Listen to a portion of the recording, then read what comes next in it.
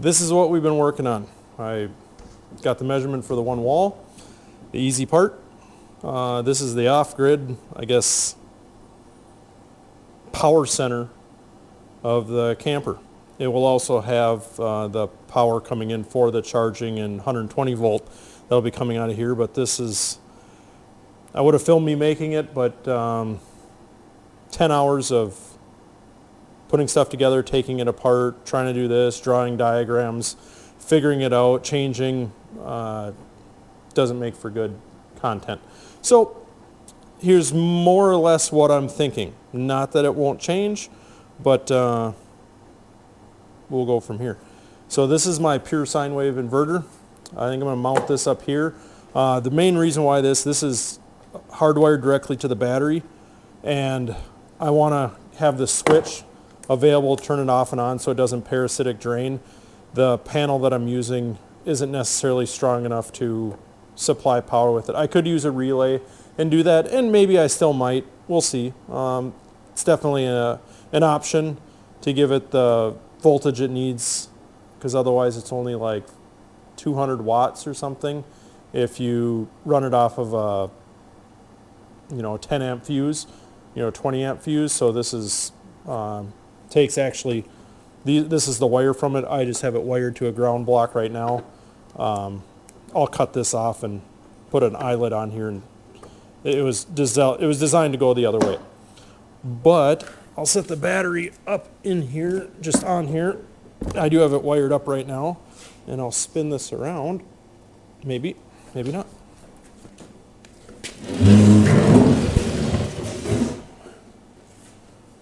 Okay, so you guys can see what I got going on here. I do have the heater mounted in there. I put it on aluminum plates that I had lying around just to help it out, make me feel better. It's supposed to be good, but we'll see how it does. I'll definitely be watching it the first time we do a really long burn. I did a 5-minute burn in here, and it was fine. I didn't smell anything. It does have the heat wrap on it. And then the other thing that I did is on the front of that heater, the fuel gauge, I guess, is a sight glass. So I just cut a little notch in here so I could see it in there.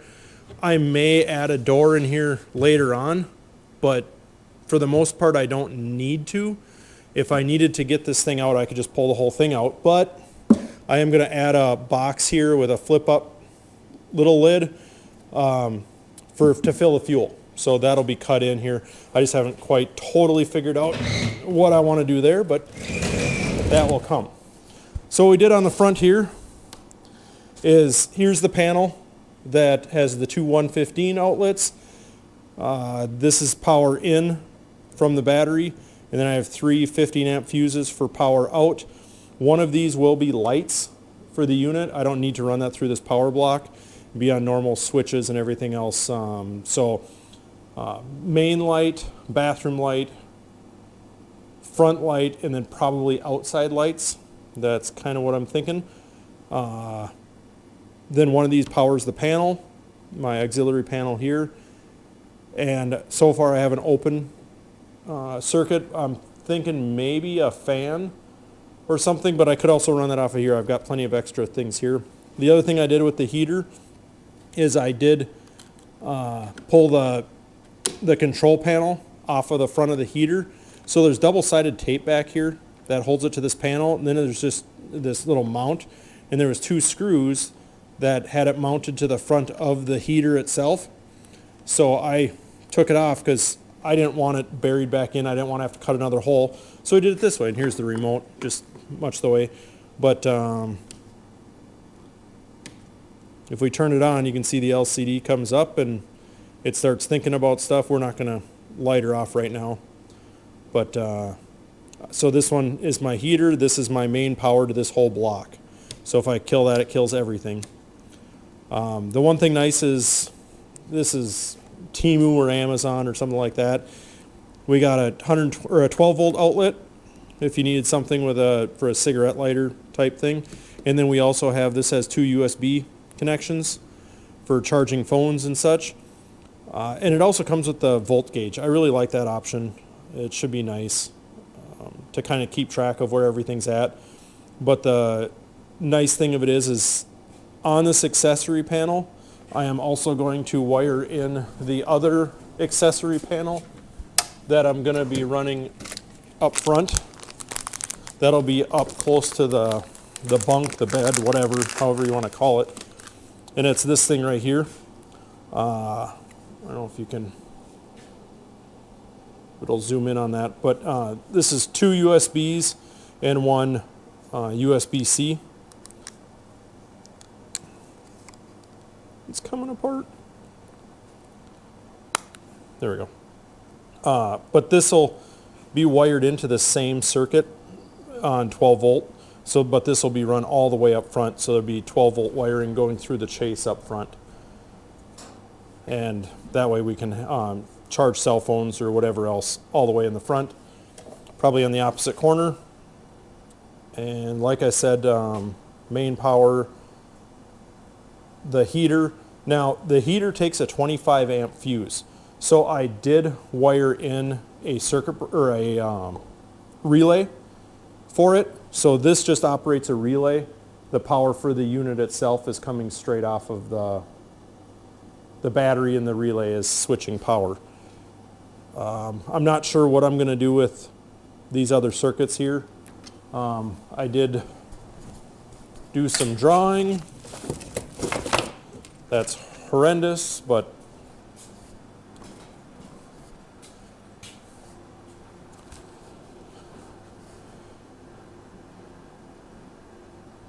yeah, I really don't know what I'm going to put in those 3 ones. That's another thing. I could definitely do lights and fan and a pump if I ever put in water. I don't know if I'm going to do that, but it's been a really long time since I've done electrical stuff, so my drawings are horrible. I used to be really good at them. See? I used to be really good at them 20 years ago. So that's what we're doing here. I would have liked to have played around with this more out in the camper itself, but yesterday was 75 degrees and today is 30 degrees and we're getting snow. So that's just typical Minnesota winters, fall, springs, whatever. I did cut a 3.5 inch hole down here for the air to come out, so that way I can grab the ductwork. I'll have plenty of room to go around that. We'll see if I get ambitious enough to take everything off of here. And one of the things I really like to do is take the big weed burning torch and burn wood and make it show the grain and everything. I don't know if I'm going to do that or not. This thing was kind of a pain to, every time I touch it, it seems to become more elaborate and everything else, and now I'm not sure I want to take it apart. But that's where we're at. I'm going to try to pop this thing out in the camper and make sure everything fits. I'm also putting down 1.5 inch foam on the floor. I know we had talked about that before, so that I popped down a couple of pieces in the back corner so this thing can go in there, no problem. I do have to get the paneling on the walls done before this thing can be slid in and semi-mounted. It will always be removable, but not permanently done. So the other thing I can show you here is I cut the exhaust for the heater thinking that it's normal corrugated, that the inside corrugation is the same as the output. It is not. So if you ever have one of these heaters, do not cut the exhaust pipe thinking you're going to slide it back together or something else to add the muffler or an outlet. It doesn't work like that. They took the outside and they just crimped it down. So the biggest that it can be is where it's straight and usable. So I ordered another piece of pipe so it can come up and out, and I bought a coupler to go through the wall so it's safe and shielded, heat resistant, stuff like that. You can, I don't know if you can see back in here, I have my one relay so far. Like I said, I'm kind of liking that idea of going with a relay for this, but I would have to find out how much of a relay it's going to take because this thing's probably running if you were going to run this thing full all out, you're probably talking a 40 amp fuse, 50 amp fuse. So, I mean, that's some fairly stout wire. So I don't know. I'll probably just end up still hooking it up like straight, and then just when I need pure power, off grid, and I want to have a laptop going or something, and I don't want to worry about the doing it any other way. I guess any inverter works, but the pure sine wave, I've had problems with burning out stuff in the past because it wasn't pure sine wave. So this will solve that. I could obviously go with a much smaller unit. I wouldn't even have to turn this on. I could plug it into the cigarette lighter if I just need to charge my laptop. That's not a problem. It's more of the computers and stuff that doesn't pass through a charging port, because the chargers usually calm things down. So more like a TV or something, that would be more of the issue. Here's my 12 volt circuits that we have to go with. Actually, just looking at this, I have this wire which powers this block that you saw in the front. I actually put it straight to direct power, which it should be on one of these. So I got to redo that, which is easy. I'm not a fan of wire nuts. This is not my normal thing to do. It was more of proof of concept. I did put a bolt through here. It's like a 5/16 bolt that I bolted down to the wood, got it good and secure, and then I made that my ground stud. Power stud I'm gonna make maybe off to the side or something so nothing can fall on it. But I don't really mind power studs, and it's in wood. It's not like we're gonna have any problems with that. But that'll give me the option of running this fairly heavy wire up and running everything off of this instead of running multiple sets of wires down to the batteries, because that's usually where things go sideways. The other thing that I did to work on the wiring is here's the cable for to plug it into shore power, and this just unwired right from there. I have to run this, I'll have to figure out where I'm going to drill the hole in the floor of the camper. So it'll have to come up through the hole in the floor, up through this box in several places, and then I can wire it back in here. But for now I just unplugged it, but I got more than enough here. And the great thing about having that truck box, this is going to go perfectly to be able to be stowed in that truck box without having to worry about winding it up or having some other little compartment off to the side of the unit. The bottom is set up for at least two, you could probably even do more, like group 31 batteries. Right now I have it just on a 24, again, for proof of concept. I'll be getting some deep cycles, and I'll have to cut a door in the front to slide them in and out. I do plan on adding a vent outside so it can vent itself. And again, on this stuff, just start playing with it. I'm not out anything, but if I didn't like this, I'm out like a sheet of plywood. Literally, this is all just kind of cobbled together with the stuff that I had lying around of a piece of plywood that I had for doing stuff on my, some floorboards in my boat. So just try it out, see what's going on. I did use wood glue on this, and then I used a finish nailer. Remember, if you're shooting finish nails into plywood, they like to go this way and that way. So definitely don't try to shoot in someplace like here, because it'll probably come out the end. So beware of how you're shooting in your nail for if it's going to come out your finished side. I did use some blocking in a few spots that keep it good and secure and gave me more of a corner to fit, but yet plenty of room for several batteries in the bottom, basically underneath this, to make it good. I would love to buy like some Optimas or something like that don't vent. Then I wouldn't need to drill a hole, but we'll see how that goes. Obviously lithium ion batteries or lithium are they, no, they're LiPo batteries, so lithium polymer batteries would be awesome, but I'm not going to stick that kind of money into this thing right now. And honestly, I do get a little worried about the fires, because they have a tendency of, if they get crabby in a hurry and start on a fire.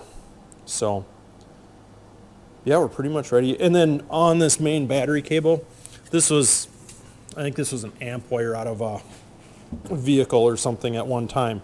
It has a built-in fuse. So I do have a main fuse on this main power run going in. So if we do put a block on the side here, a power block, and something were to able to fall in and arc against something else, it will just pop the main fuse and we're not going to start a fire that way.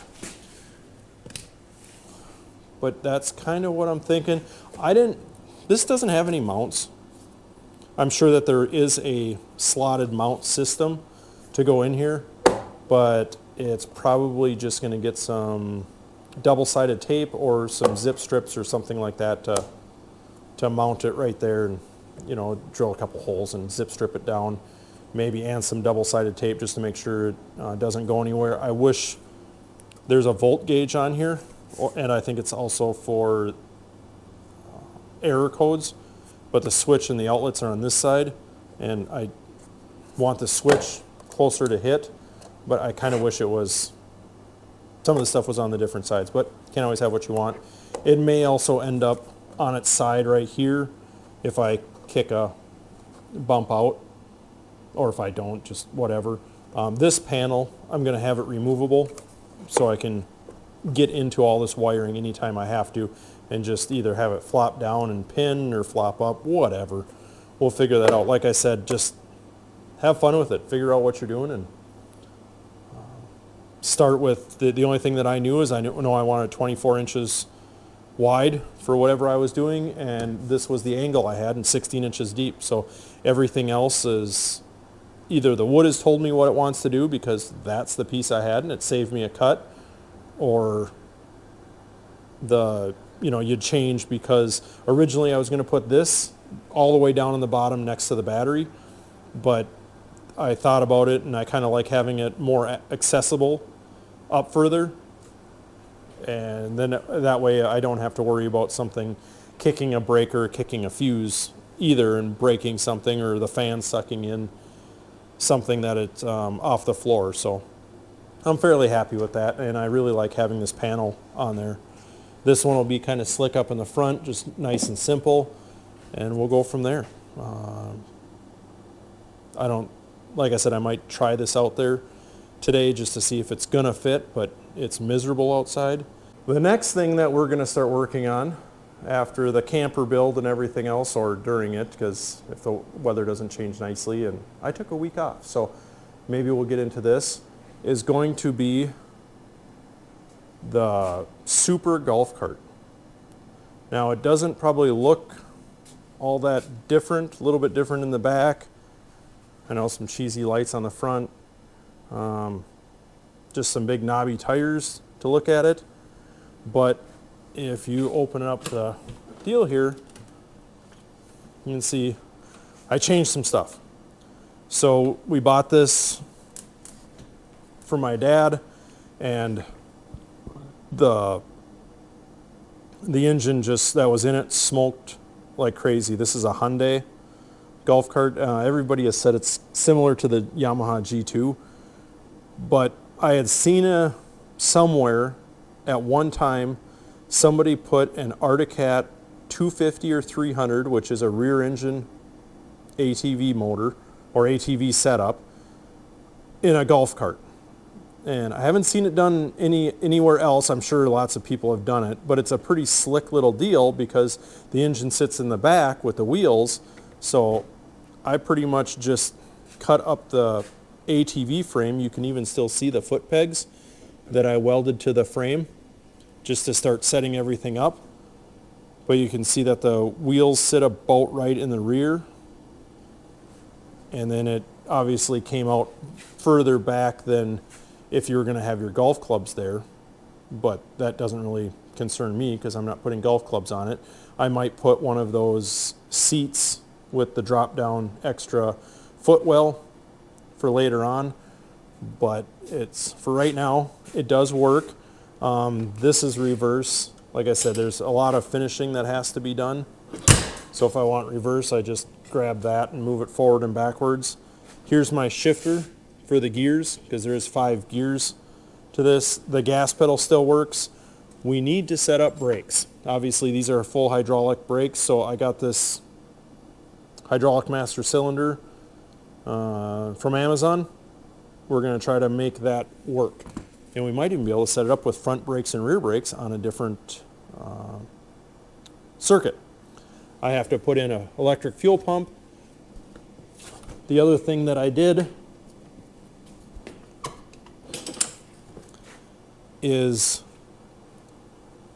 I drilled and tapped one of the caps for the adjusting the valves to give a pulse for the old diaphragm pump. It does work. I'm sure that diaphragm pump is very old and probably run lots of bad gas. So I'm just going to switch over to, and if the carburetor gets a little low on fuel at all from sitting for a little bit, trying to get that to pump gas all the way up and around out of this tank doesn't work fantastic. So what I'm going to do is put in an electric fuel pump. I got to get after some wiring. Now this is all the wiring off the ATV. You can see here's even the original Arctic block and a bunch of other stuff. So we have lots of different circuits that we can continue to work with. We'll have headlights, brake lights. There's the shifter that shows the gears. I don't think that totally works anymore, but some of it probably does a little bit here and there. I am currently using the key and out of the unit, but because I don't have handlebars, we wired in like a horn switch to start. So if you can just turn on the key and crank her over. This doesn't do anything anymore, obviously, because we don't have that. Now this is a 4-wheel drive Arctic Cat front end. I did get some DOM pipe